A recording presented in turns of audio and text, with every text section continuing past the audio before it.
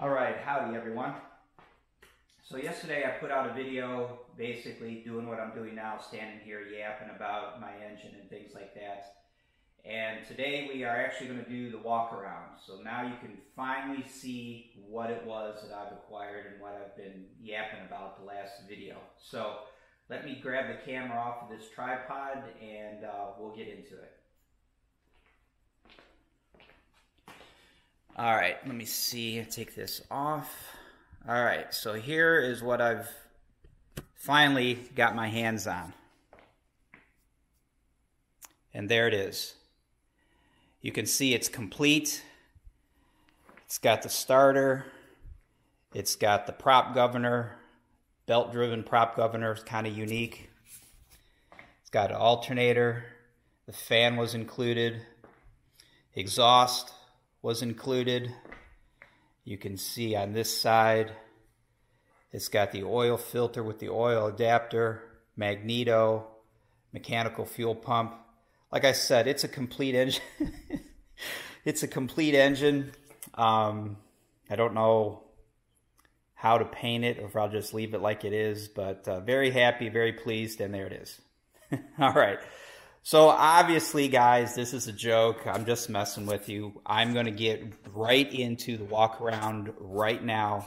Don't hate me. What's life if you can't have a little bit of fun, right? All right, let's get into it for real. Alrighty, everyone, so there it is. This is what I had just picked up.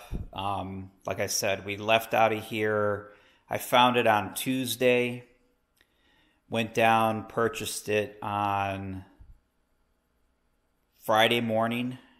We left on a Thursday, picked it up Friday morning, and then drove back home and had it here Friday night.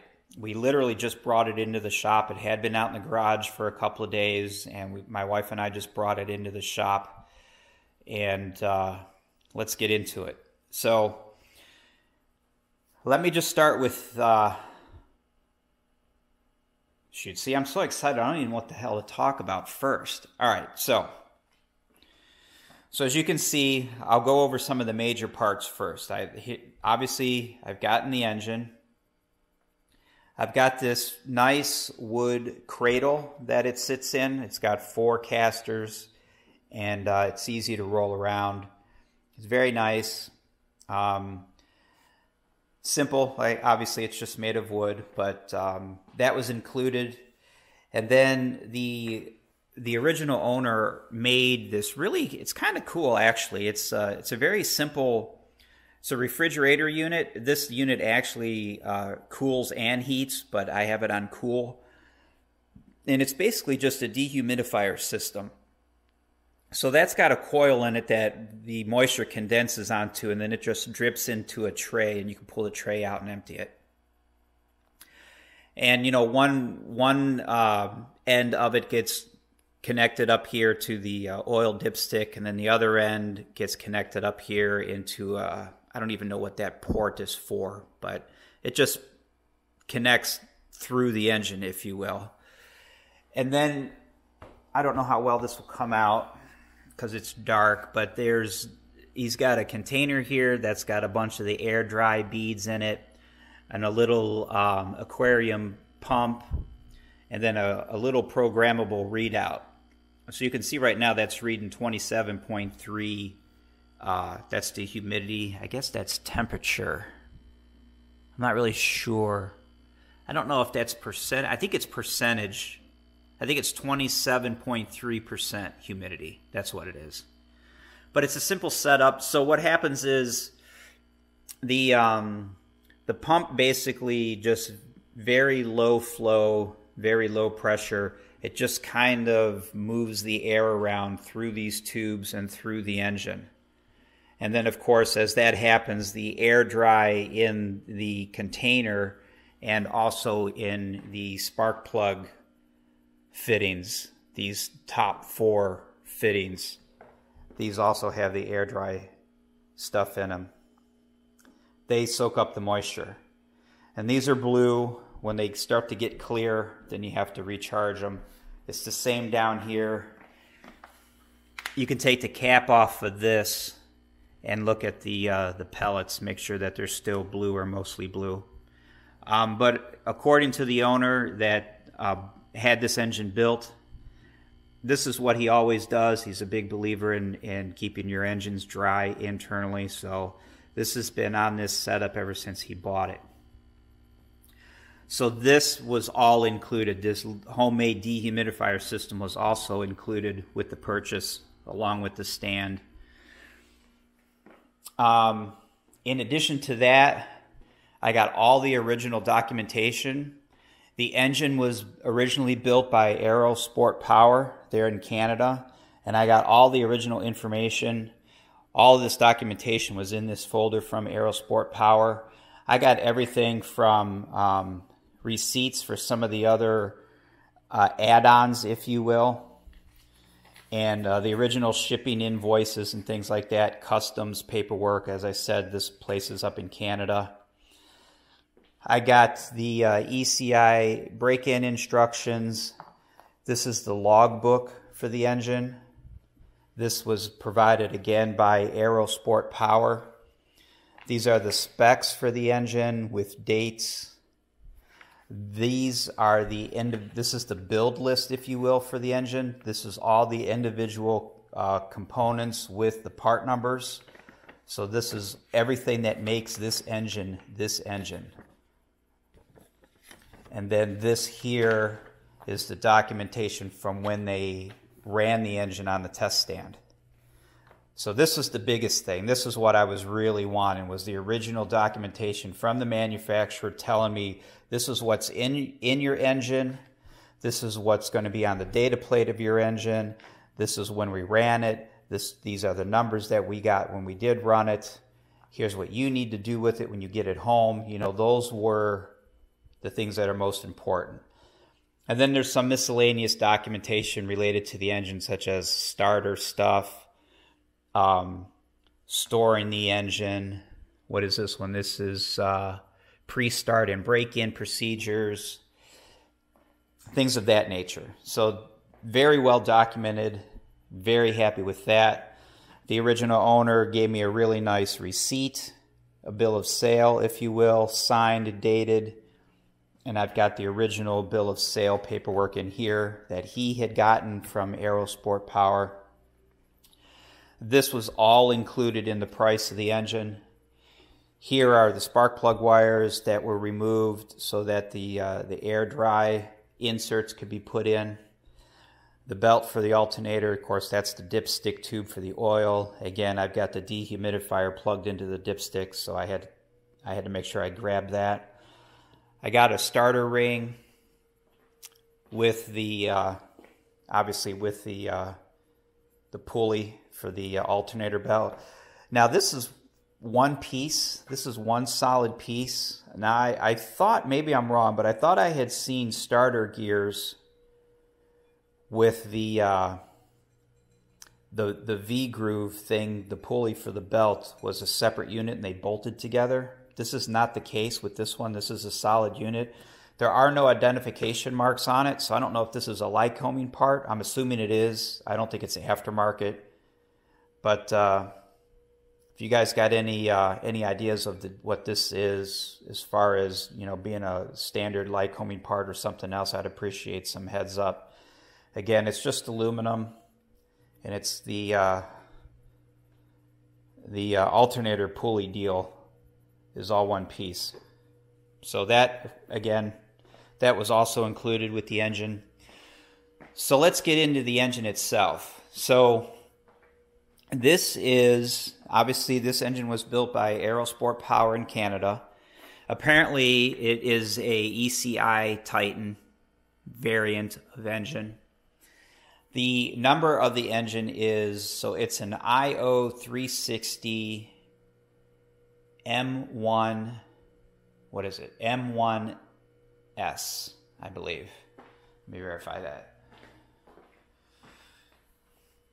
I'm looking at the paperwork here. So yeah, I'm sorry, it's not a 360. So this engine is an IO375 M1S. IO375 M1S. When you look at the data plate that's actually on the engine, it's got 8.5 to 1 compression. The fuel is 91/93 octane, and it's rated for 200 horsepower at 2,700 RPM. That's what's on the data plate. So I'm assuming, because of the 8.5 compression and the 91/93 octane, that this is suitable for car gasoline, regular pump gas. Everybody says it's MoGas. I believe that's the deal with this setup. Again, if you guys know one way or the other for sure, I'd appreciate some feedback on that. And it's all complete, as you can see. It's got you can see it's got the divider, the fuel divider. Everything is brand new. Of course, it's got the baffles. This engine was intended for an RV7, so this is the baffle setup for an RV7, which is great. And again, everything on this engine is brand new. Maybe I should have stated that at the beginning of the video. This engine was built by Aerosport Power back in 2012. It was run at the shop on their test stand, which, like I had shown, is documented on all the paperwork with dates. It was shipped to the buyer, and then it was never installed. It was never put on an airplane. It was never run since then, but it's been pickled, and it's had this dehumidifier system set up ever since. So everything on this engine is brand new. It's 0 time, and that's stated in the documentation that it's 0 time. Okay, so it's got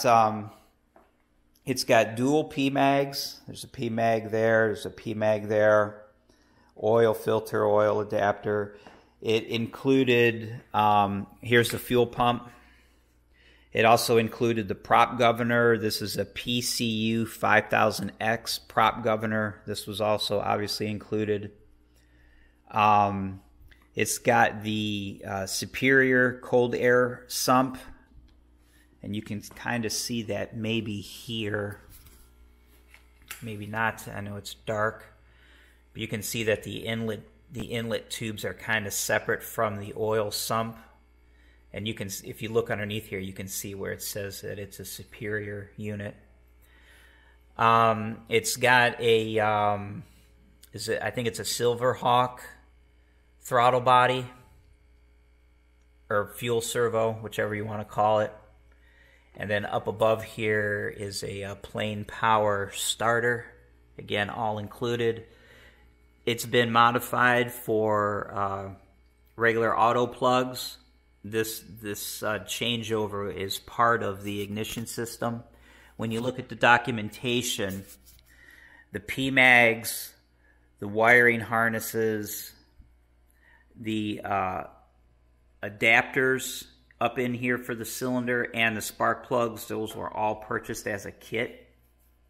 So that all came together as a unit. I think that's about it for the majority of the items. And again, everything that I'm talking about was included. I believe this is for the oil cooler. I know a lot of people mount their oil cooler right here on the baffles, but apparently this is set up for the oil cooler to be mounted on the firewall. So I'm assuming there's going to be some duct work that goes from here to that oil cooler. And I'm also assuming that this butterfly type of valve is nothing more than to regulate airflow to the cooler. I'm assuming that's what it looks like to me. I'm assuming if you run in cold weather like I will be doing, I'll be flying this in the winter time, that you can, help warm up the engine faster if you block this off initially and then open it up as the engine warms up.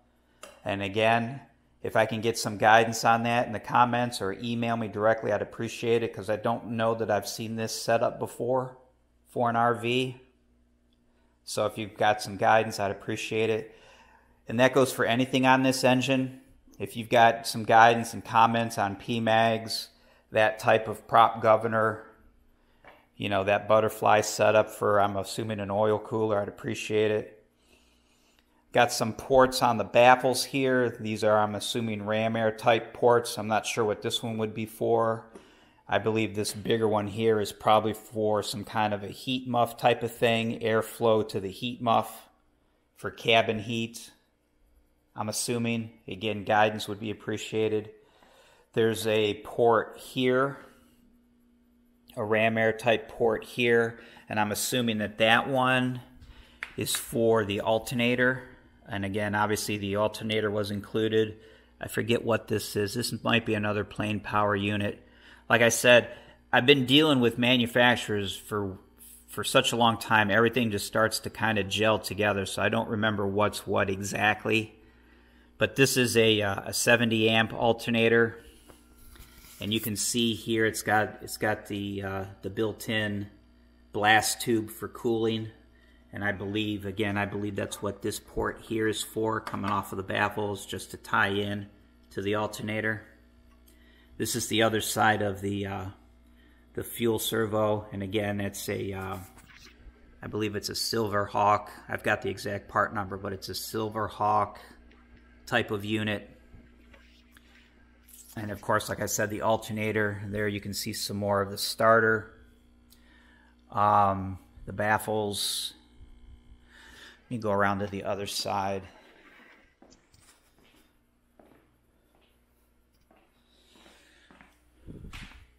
Oh yes, so here's another item that I don't know a whole lot about. This is the inlet. It's fiberglass. It's the inlet plenum for the fuel servo. This is all fiberglass, this whole thing here. This is all fiberglass. And you can see it connects to the baffle on the bottom. And then on top where my blue tape is, this is a filter. So there's a filter here at the front of the baffle. So obviously this is the prop flange. This would be the front of the baffle. The air comes through the cowling, through this filter, through this fiberglass plenum, and into the fuel servo here. So, again, I don't know a whole lot about that. I don't know if this is a custom-made part. I don't know if this was purchased by Vans. I don't know if it was made by a third party. I don't know. There's no identifying marks or numbers or anything on it. I'm not really sure what this is. I believe this is just going to get some kind of a simple cable connected to it. And I believe this is just a like an emergency bypass type of thing, that if this filter were to fail somehow, something were to happen and this air inlet were to be compromised, that you can just whip this door open and you can get air into your engine to keep it running. Of course, it won't be filtered, but this is an alternate air inlet, I think. And I believe this is just controlled with a cable, but I'm not sure. It's very clunky to me. I don't know how you'd get a cable connected to this and be able to whip it all the way open and back closed, especially since this plate's got to catch behind this tab like that so that it latches, but it's very easy to miss that altogether and get it jammed in here. So again, I would appreciate some guidance on this. I'm not really sure how this is supposed to operate and how it's supposed to be rigged. And there again, the starter. So I think that's about it. Oh, and another thing, I also got the 4 mounts. These are the Dynafocal mounts. These will fit my my brand new engine mount from Vans when the time comes. But I got all 4 of these. Again, these are all brand new.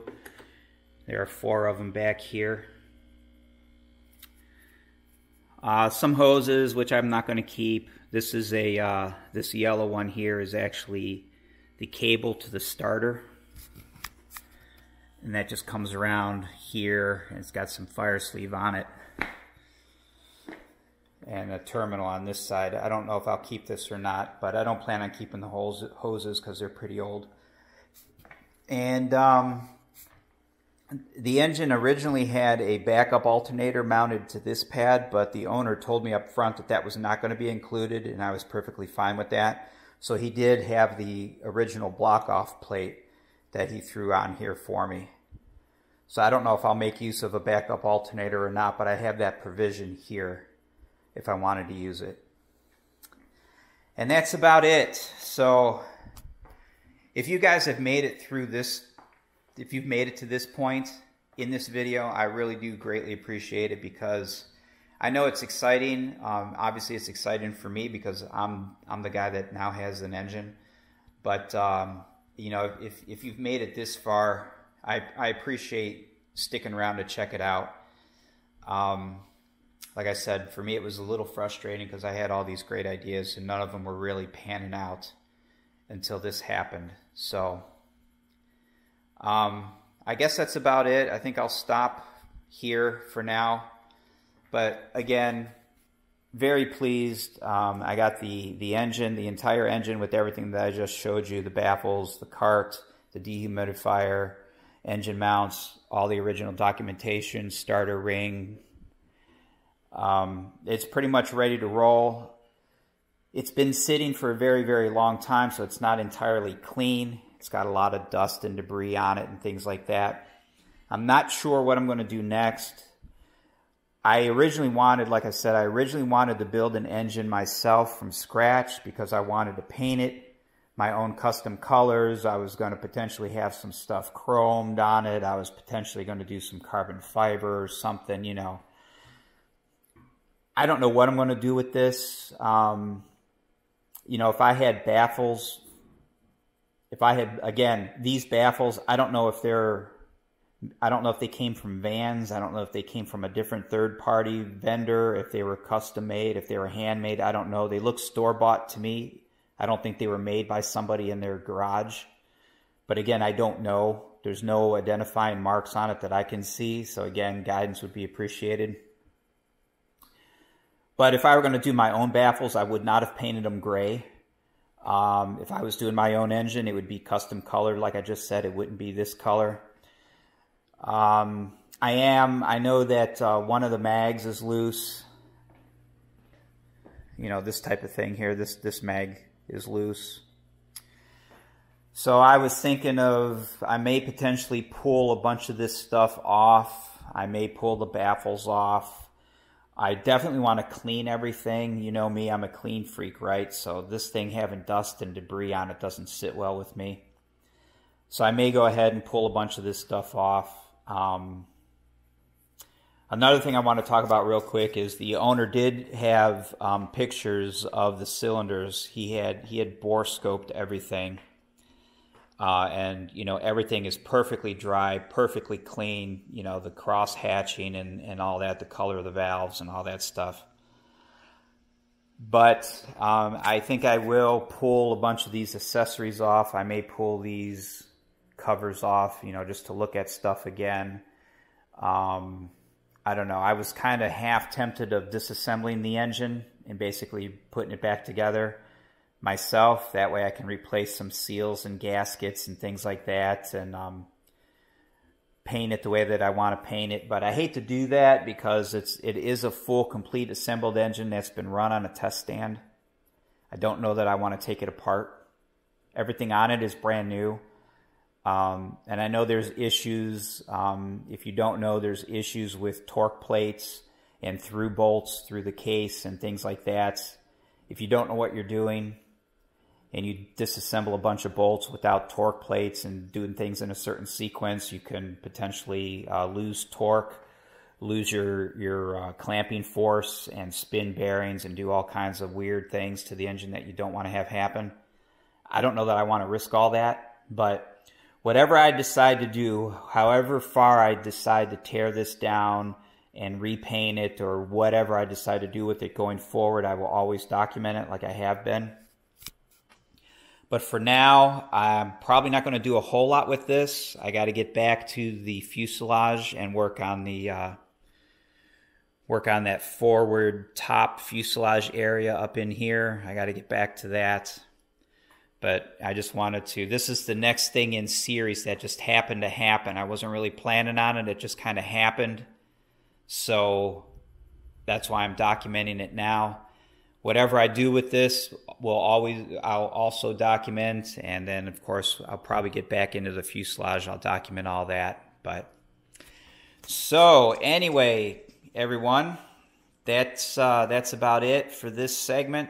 Like I said, I don't know if I'll bust this up into multiple videos or just show it as one. Not really sure. But all right, guys. So thanks for stopping in. And if you'd be so kind, I'd appreciate a subscription, maybe a notification bell, if you will. I'd appreciate that. And as always, thank you very much. Stop in often. And I'll talk to you guys later. See ya.